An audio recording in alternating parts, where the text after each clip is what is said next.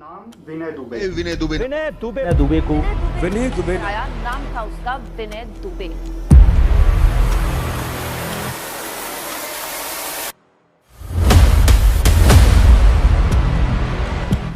नमस्कार दोस्तों, मैं विनय दुबे मुंबई से।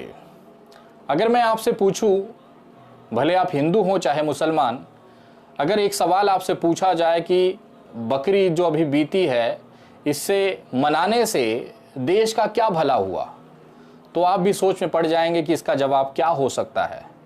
बहुत सारे हिंदू भाई हैं जो कि भारतीय जनता पार्टी के दिहाड़ी मजदूर हैं। वो लगातार सोशल मीडिया पर ये आवाज़ उठा रहे थे कि जो बेजुबान जानवर हैं, जो बोल नहीं सकते, उनका इस तरह से कत्लेआम किया गया, सड़कों पर खून की नदियाँ बही, मांस के जो अवशेष थे, टुकड़े थे, वो जगह जगह फेंके गए। ये तो देश की छवि खराब हुई, माहौल में जो था संक्रमण फैलाने का काम किया गया, गंदगी फैलाई गई। इससे देश का क्या भला हो सकता है? अगर इस तरह के सवाल आपके भी मन में हो तो ये वीडियो अंत तक देखिए। शायद आपके जो मन में जो सवाल है कि एक बकरी ईद मनाने से देश में क्या बदलाव हो सकता है या क्या भला हो सकता है देश का, इसका जवाब आपको इस वीडियो के अंत में आते आते मिल जाएगा। अगर मैं एक बात पूछूं आपसे कि बताइए देश में मुसलमानों की आबादी कितनी है? आप कहेंगे, कोई कहेगा 15 करोड़, कोई 20, कोई 25। अगर उसका एक औसत मान लिया जाए कि 20 करोड़ की मुसलमान आबादी है भारत के अंदर जो बकरी ईद को मनाती है, लेकिन सभी लोग कुर्बानी नहीं कर पाते। सबकी अपनी एक आर्थिक मजबूरियां हैं, किसी की कुछ और दिक्कतें हैं, जिसकी वजह से हर बंदा कुर्बानी नहीं करता। इस 20 करोड़ की मुस्लिम आबादी में अगर आप मान लें कि 10% केवल जो हैं उन्होंने कुर्बानी की होगी, तो उसका आंकड़ा क्या बैठता है? उसका आंकड़ा बैठता है 2 करोड़। यानी 2 करोड़ मुसलमानों ने कम से कम एक बकरा तो कुर्बान किया ही होगा। बाकी 90% जो लोग हैं उनको हम नहीं मानते कि उन्होंने कुर्बानी की होगी। मैं बहुत मिनिमम, न्यूनतम तरीके से आंकड़ों से आपको समझाने की कोशिश करता हूं कि इस बकरी ईद से देश का क्या भला हुआ। 2 करोड़ मुसलमानों ने 2 करोड़ बकरे काटे होंगे, जिसको आप कुर्बानी कहते हैं। अब अगर अंदाज़ा लगाया जाए कि एक बकरे की कीमत क्या होगी, आपके ग्रामीण इलाकों में 6,000, 8,000, 10,000, 15,000, 20,000, शहरी इलाकों में 20,000, 25, 50, लाखों और करोड़ों में बकरे बिके। लेकिन अगर आप एक औसत इन बकरों के कीमत का निकालें तो 10,000 मान लिया जाए। अगर 10,000 की कीमत से एक बकरे की अगर औसत मूल्य निकाली जाती है तो 2 करोड़ बकरों की क्या कीमत होगी? कैलकुलेट कर लीजिए। यह आंकड़ा बैठता है 20,000 करोड़। ये जो 20,000 करोड़ रुपए थे, केवल एक बकरी ईद में बकरे की कुर्बानी के लिए खर्चा कर दिया मुसलमान भाइयों ने। अब ये 20,000 करोड़ रुपया कौन सा देश लेके गया? भारत के अंदर जो बकरे मंडियां लगाई गई, वहां पे बकरे बेचे गए, क्या अमेरिका से बकरे मंगाए गए थे? क्या चाइना से कंटेनर भर भर के बकरे आए थे कि ये जो पैसा उन्होंने कमाया यहाँ से अपने देश चाइना लेके चले गए? क्या ये बकरी ईद का जो 20,000 करोड़ रुपया था, ये अमेरिका चला गया? क्या कोई एमएनसी कंपनी आई थी जिन्होंने ये पूरा बकरों को बेचा और उसका पूरा पैसा उठा के अपने देश लेके गए? नहीं, ये पूरा 20,000 करोड़ रुपया भारत के अंदर ही रह गया। यानी कि भारत की अर्थव्यवस्था में ये 20,000 करोड़ रुपए जुड़े हैं। अब ये पैसा किसके पास गया है? ये पैसा गया है उन लोगों के पास जिन्होंने ये बकरों को महीनों से, सालों से पाला और बकरे ईद के समय उसे मंडियों में बेचा। अब आप पूछ रहे होंगे कि ये बकरे पालने वाले कौन होंगे? भाई साहब, हम शहरों में रहते हैं, समय और जगह की दिक्कत होती है। यहाँ पर केवल 2% ऐसे लोग हैं जो शौकिया तौर पर बकरे अपने घरों के सामने या अपने घर के अंदर पालते होंगे। मैं शहरों की बात कर रहा हूँ, जैसे मुंबई हो गया। यहाँ मैंने बहुत कम देखा है। बहुत सारे ऐसे इलाके हैं जहाँ पर कुछ बकरे या बकरियाँ मैंने देखी हैं जिन्होंने शौकिया तौर पर पाल के रखा हुआ है। लेकिन इसकी जो पालन का, जो पशुपालन या बकरे पालने या बकरी पालने का जो सबसे बड़ा मार्केट, बाजार आप कह सकते हैं, वो हमारे गांव में, देहात में, ग्रामीण इलाकों में बसता है। देश की 98% जो बकरे या बकरी पालन का जो एक शौक है या बिजनेस है या व्यवसाय है, ये हमारे ग्रामीण इलाकों का परंपरागत बिजनेस है। मतलब ये आज से बकरे या बकरियां नहीं पाल रहे हैं, ये सदियों से, दशकों से ये बकरे पालने का काम हमारे ग्रामीण इलाकों में देखा जाता है। अगर आप भी किसी गांव से जुड़े हैं तो आपको याद होगा, वहां पर बचपन में जब हम खेलते थे तो अगर 100 घरों का एक अगर गांव है तो उसमें से 5 घर ऐसे होंगे जहां पर आपको बकरे पालते हुए दिख जाते होंगे। इसका मतलब ये जो 20,000 करोड़ रुपया है, ये 98% जो पैसा था ये हमारे गांव के किसान जिन्होंने बकरी पाले हैं उनके जेबों में चला गया। मतलब एक तरह से ये बकरी ईद का जो त्यौहार था ये उन ग्रामीण इलाकों में जाकर मदद किया आर्थिक तौर पर, जहां पर सरकार भी नहीं पहुंच पा रही है। ये बकरी पालने वाले को एक आपके अंदर एक गलतफहमी होगी कि केवल मुसलमान ही बकरा या बकरी पालता है जो बाद में कुर्बानी के लिए इस्तेमाल किया जाता है। मेरी भी अवधारणा यही थी, मेरी भी एक भ्रम यही था कि जो मुस्लिम कम्युनिटी है या मुसलमान या इस्लाम को मानने वाले लोग हैं वही बकरा और बकरी पालते होंगे जो बाद में कुर्बानी के लिए इस्तेमाल किया जाता होगा। लेकिन जब मैं सरकारी आंकड़े निकालने की कोशिश करता हूँ, भारत सरकार के पशुपालन विभाग के आधिकारिक वेबसाइट पर जाकर जब मैं आंकड़ा देखता हूँ तो मैं चौंक जाता हूँ। 20 करोड़ की मुस्लिम आबादी है, सारे लोग बकरी नहीं पालते हैं। मुस्लिम आबादी 20 करोड़ का बहुत ज़्यादा संख्या, मतलब 92%, 92% जो है वो बिजनेस, व्यवसाय और रोजगार में है। मतलब कहीं ना कहीं नौकरी कर रहा है, कहीं ना कहीं किसी व्यवसाय में संलिप्त है, किसी तरह से वो अपना मजदूरी और बाकी चीज़ें कर लेता है।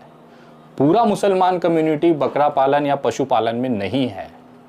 केवल 8%, ये सरकारी, भारत सरकार के आंकड़े हैं, केवल 8% ऐसे मुस्लिम हैं जो पशुपालन जैसे व्यवसाय में संलिप्त हैं।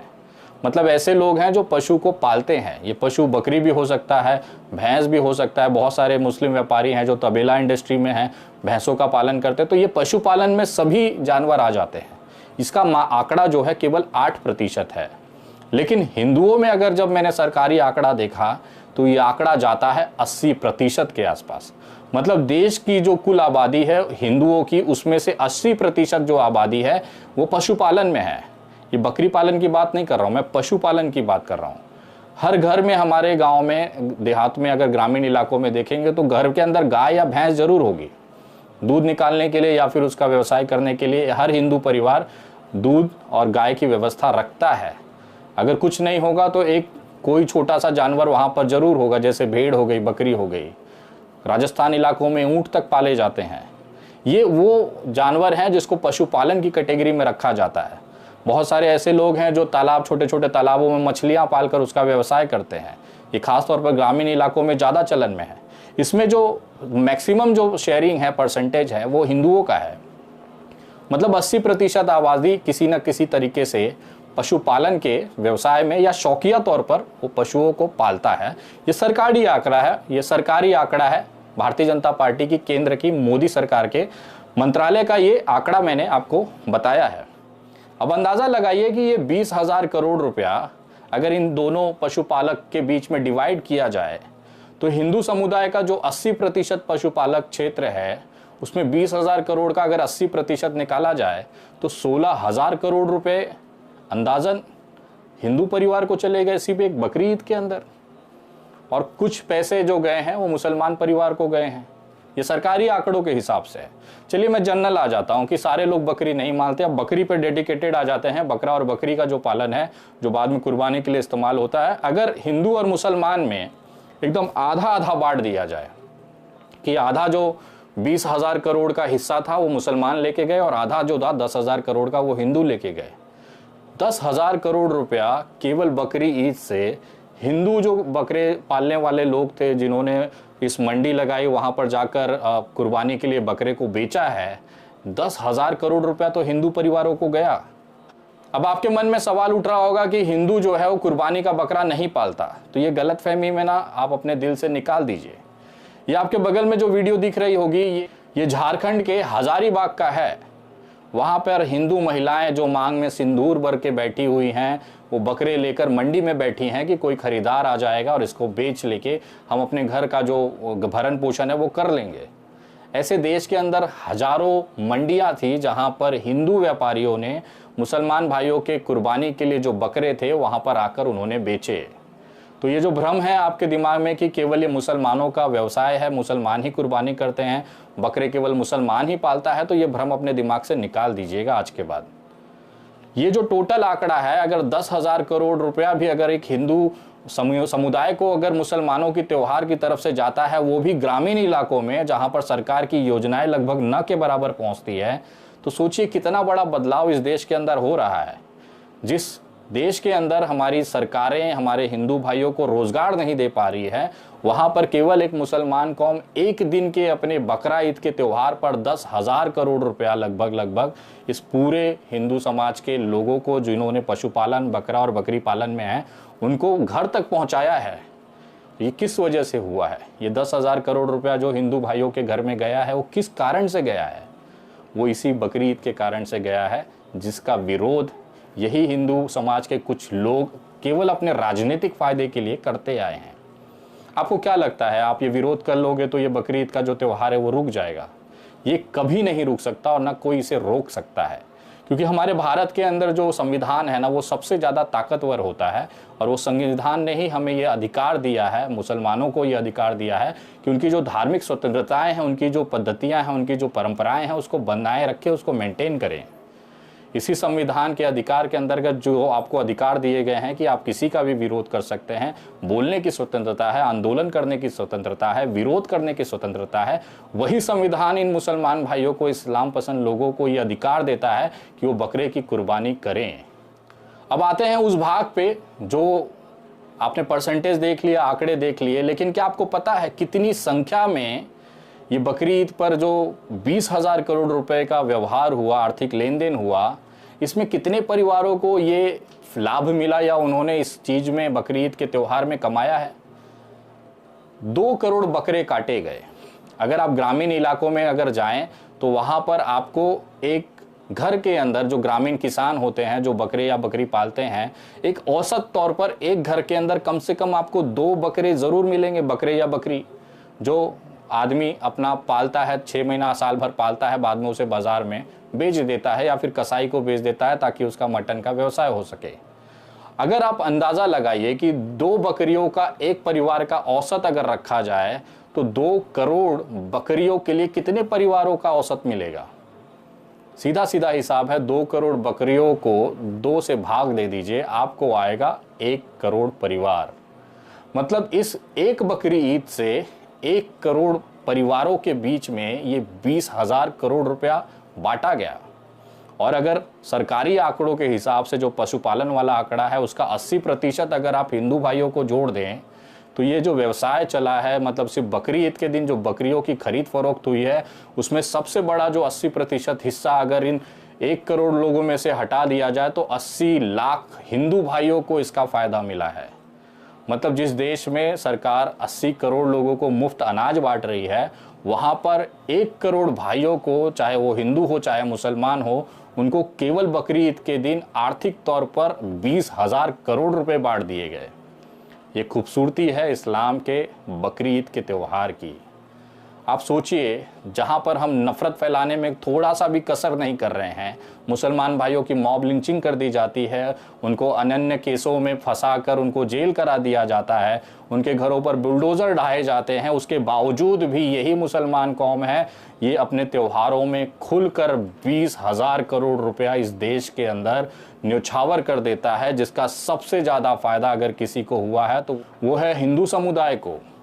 सोचिए, हिंदू समुदाय के कुछ लोग मुसलमानों के प्रति नफरत बांट रहे हैं और एक बकरी ईद के सिंगल एक दिन के त्यौहार में 20,000 करोड़ रुपए इसी हिंदुस्तान के देसी ग्रामीण किसानों को बांट दिया जाता है। ये पैसा कहाँ पर इस्तेमाल होगा?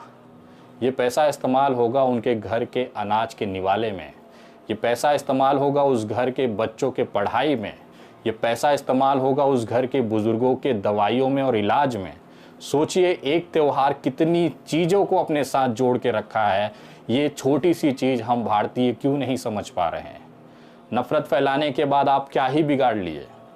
ये 20,000 करोड़ का आप 10,000 करोड़ करा लोगे तो इसमें नुकसान किसका है?